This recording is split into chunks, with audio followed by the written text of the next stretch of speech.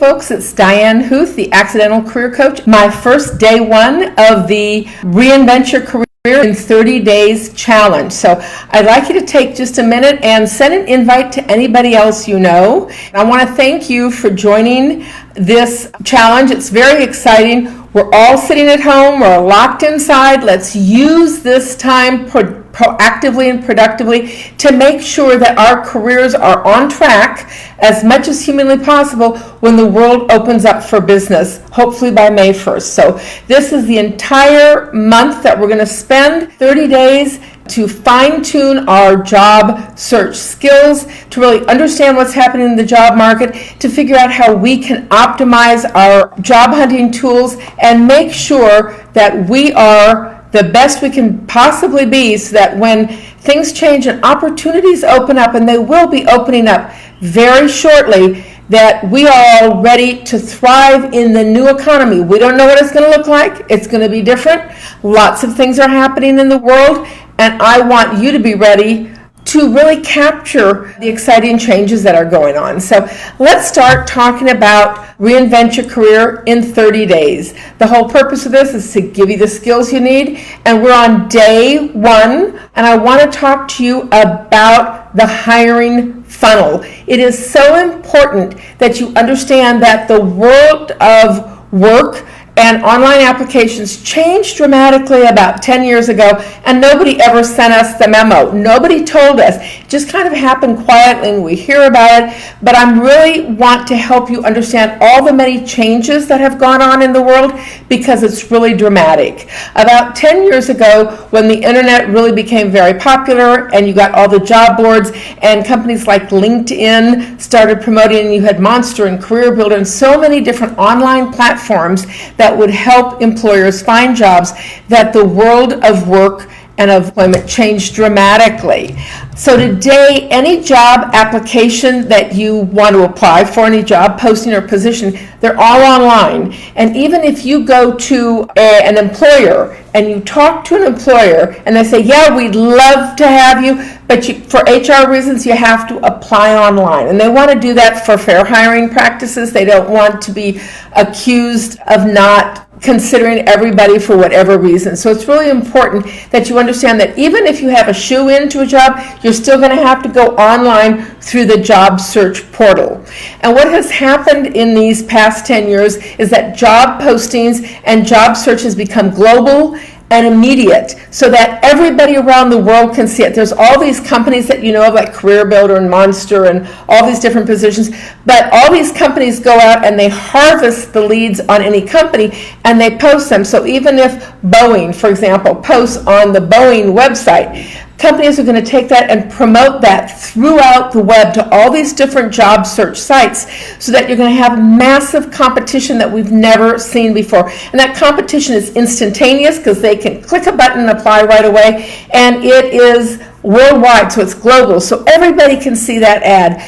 The average ad, according to Dr. John Sullivan, who's an expert in this area, the average ad for an administrative position, not a $40,000, $50,000 a year position, gets seen by 1,000 people.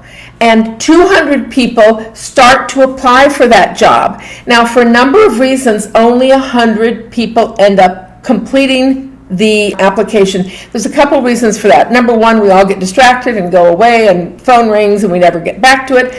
Number two, during the application process, you may realize that you're really not the best candidate, and why bother? And the third one is that a lot of online recruiting programs actually screen people out in the process. So it'll say, do you have a 4-year college degree? Yes, you can continue, and no, thank you very much for your interest in our company. Do you have at least 5 years of work experience? Yes, you can continue. No, thank you very much for your interest in our company. And so they're going to have some screening criteria throughout the application process that prevents you from even completing the application.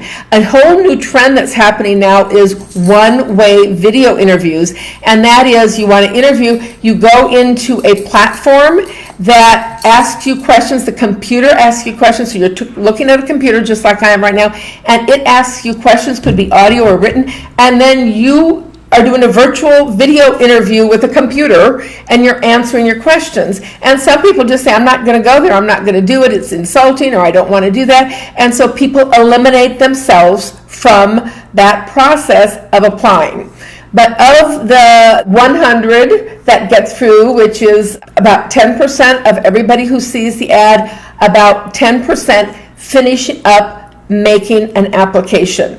Now, on the regular job for that administrative position, that's 100 applications.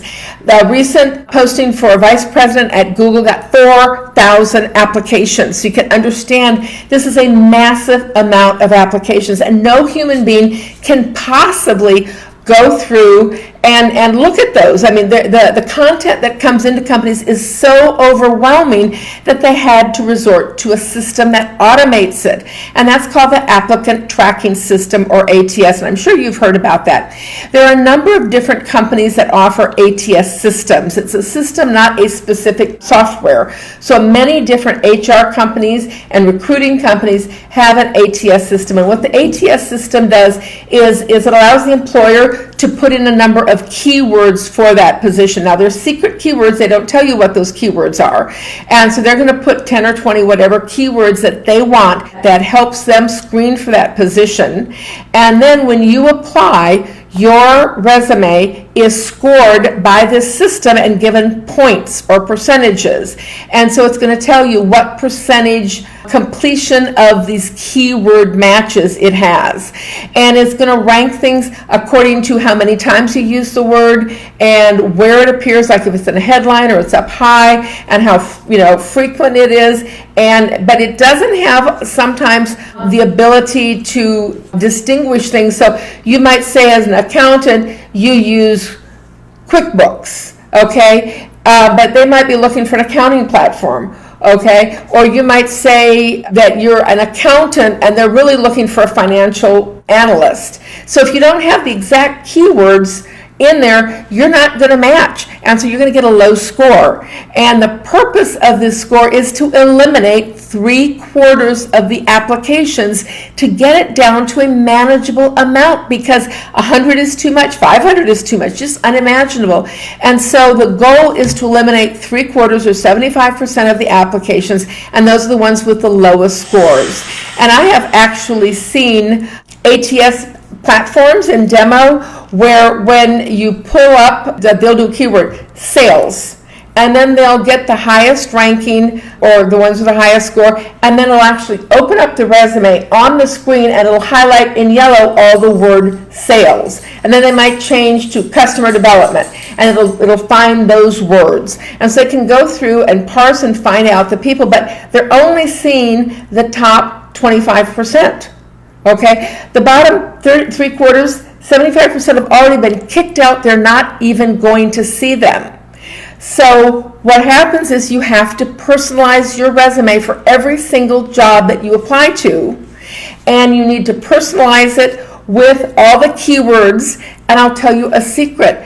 They post all the keywords in the job posting. This isn't rocket science. It may feel like it, but what I suggest to people do, and we're going to talk about it tomorrow more, is that in your resume you have a section that I call it a career objective, and in it you're going to put the words that the employer has used to describe the job. So you're going to harvest the keywords in their job posting of what they want that job to do and what they're looking for, and you're going to put that in this career objective at the top so that you will make sure that your keywords match the keywords of the job posting so that you're going to be considered a match.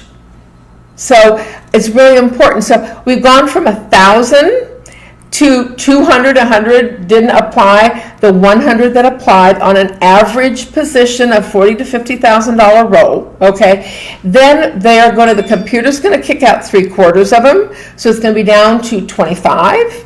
And then with those 25, an online recruiter is going to go through and going to make a yes, no decision in 7.7 seconds. That's all the time. 7.7 seconds is all the time you're going to get.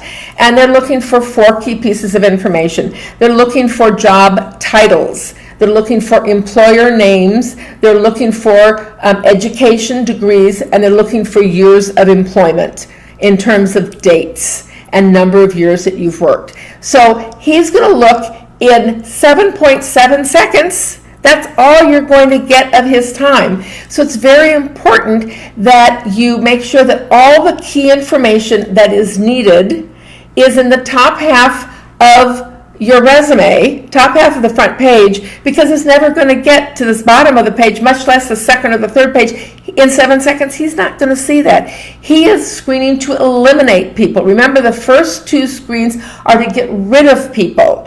And in this 7.7 second scan, he's going to look for any typos, anything that looks strange, bad formatting, anything that looks unprofessional. And if he doesn't see all those key words pop up, he's going to go put it no, and his job is to eliminate half of the 25 that he gets. So you're down to 10 to 15 resumes max out of that 100.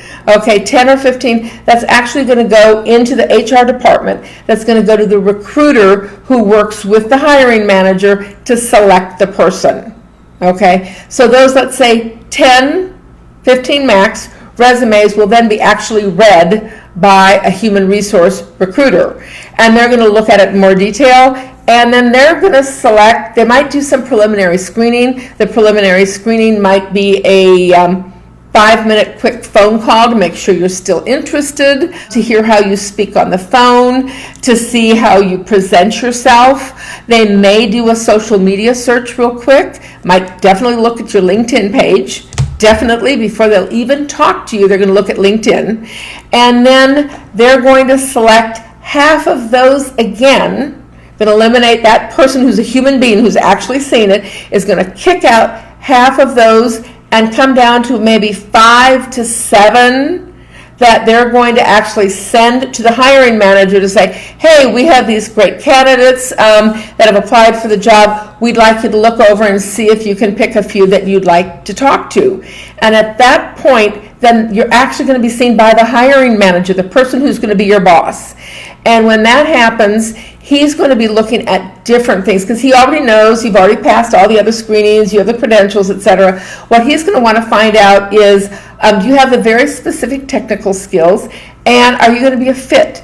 Are there things in your resume that sound interesting? He's going to be looking at specific words, and that's when soft skills come in. So you may, at that point, talk about leadership, about different acumen, and you might have things about hobbies and different activities that you participate in, association memberships, leadership roles, publications, and patents.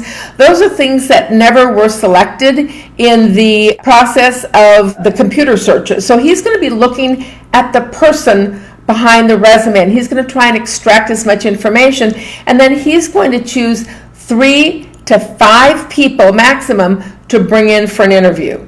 And you have to understand it's very expensive for companies to interview people, okay? Their time is important. Anybody, they're going to spend hours reviewing resumes in the HR department. That hiring manager is going to spend several hours looking at different resumes to see who he wants to talk to. Somebody's going to do some vetting. And then when you go for an interview, you often are going to meet with 2 or 3, maybe 4 different people who would be an HR, moderate to senior HR person, because the junior people already did a lot of the screening. They might have been the one who did the social media search or talked to you or helped to select things.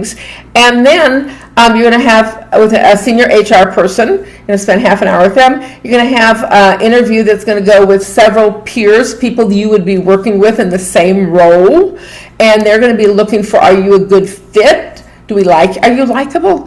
That's one of the key criteria. Do we want to spend 8 hours a day with you? Are you a likable person? Are you engaging? Are you pleasant? Do you present yourself well? Do you have body odor? I don't want to work with anybody with that. Are you kind of overbearing? They're going to be looking at all these things.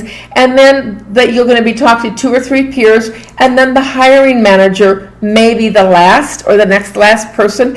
And that person's time is very valuable. So they're going to have spent, the HR department's going to spend half a day just for the preliminary interviews, walking you through the interview, and then the time of all these people. So it's an expensive process. So they use these tools to try and hone in. So they're only going to talk to 3 to 5 people. I was talking with my cousin who was a VP at IBM, and explaining this process, and he says, that's why I get those awful resumes, is a computer picked them. So all the ones that he thought would be interesting, they got eliminated, and he was complaining because he did not get the pool of candidates that he wanted because the computers picked the top candidates. Whereas if he had been screening them from the beginning, he might have chosen different skills and criteria. So that's kind of the process.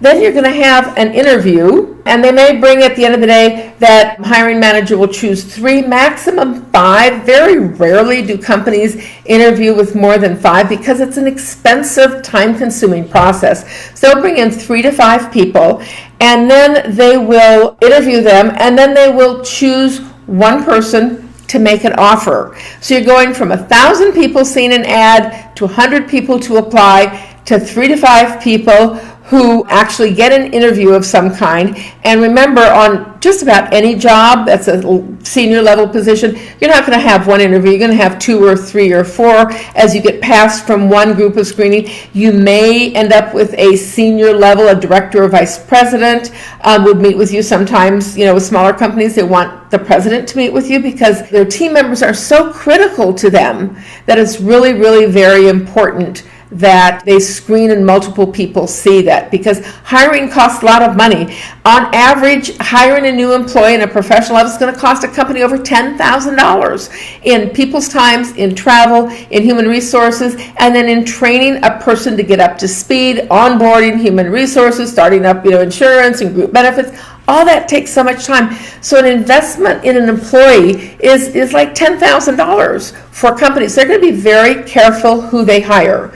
So when you understand that process, it helps you understand how to go about your job search, because nobody ever told us that. They didn't teach us that. I was talking with someone yesterday who just got a degree 6 months ago, and I was explaining this process, and she said, I just went through a career development course at the university, and they didn't teach us this. Nobody does. This is this kind of secret job recruiting process. So it's really important that you understand this is a whole new world. One of the things that's going to have happen from the changes that we've seen with the coronavirus problem is so many things are going online. You're going to have more of those remote one-sided interviews, and everybody will be using video interviews. And you have got to learn how to master video interviews. And a couple of days from now, I actually have a segment where I'm going to teach you how to effectively use video interviews, how to set up your camera and do lighting and all those kind of things, because you need to know that. And with more and more people are going to be working remotely, I think the work-at-home phenomenon is a genie that has been let out of the bottle, and it's going to be hard to get it back in there. Once people have gotten the freedom from working at home, they've reduced their expenses dramatically for commuting and eating out and wardrobe.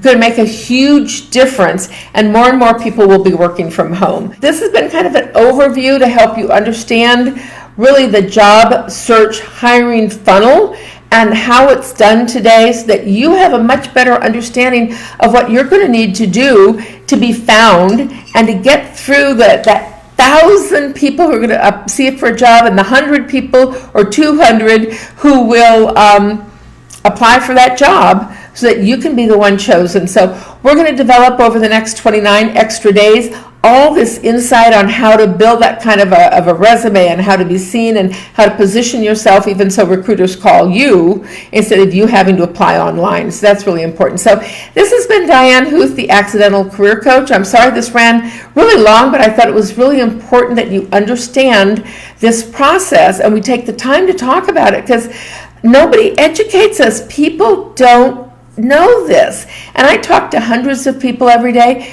and people just don't have an understanding. When they do, it's like the light bulb goes off. It's like, oh, that's why I sent 3,000 applications and got no response. Well, if you sent 3,000 applications, I know you didn't personalize it with the company name, the title, the keyword match. You were just throwing spaghetti at the wall, and that not a piece stuck. You have to be really selective in applying for a job. You have to make absolutely sure that your skills match the requirements, because don't even bother applying if you know what's going to happen in terms of the resume reading robots or the ATS system.